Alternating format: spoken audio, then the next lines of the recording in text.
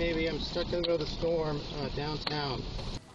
A close-up look at the fury of the May 16th storm as it ripped through downtown Houston. Boy, this video never gets old. Last week we showed you the dash cam video here from Michael Lombardino, a partner at the Haynes Boom law firm, and we're all wondering about this man. You saw him briefly there.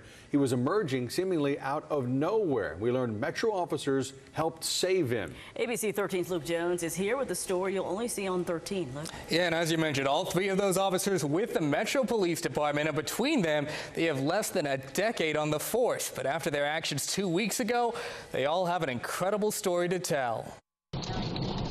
During the height of the May 16th storm, a badly injured man braving a maze of flying debris in search of help.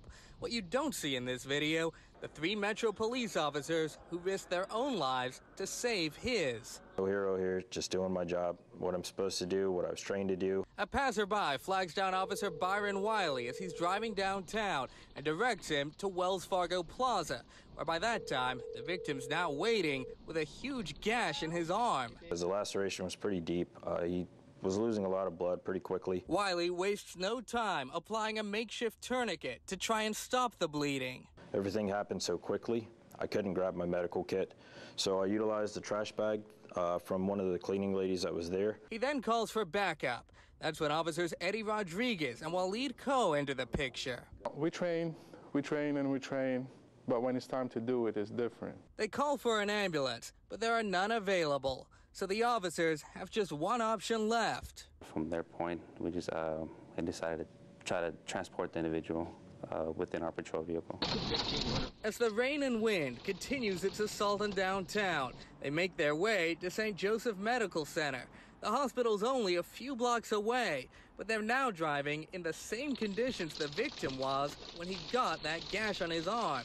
He actually informed me that he was driving downtown and he doesn't know what hit his windshield, but something hit his windshield, shattered his windshield. As they near the hospital, the officers keep him talking, always in the back of their minds, the fear he could go into shock. My guess is he was disoriented because he was actually bleeding, and anybody bleeding that much with that big of a laceration would be disoriented. So it's a relief when they finally make it to the hospital and hand the victim over to doctors. An even bigger relief, the news he should make a full recovery. We just did our job, and if we had to do it again, we would do it again.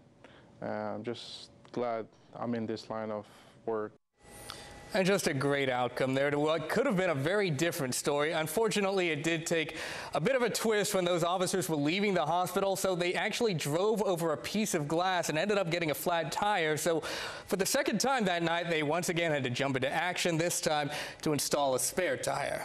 What a story these officers have, and glad they were there to help that guy. He desperately needed, you could tell by the way he was just walking there. Yeah, and as you just heard, they don't want to take any of the credit. They're not calling themselves heroes. They're like, we're officers.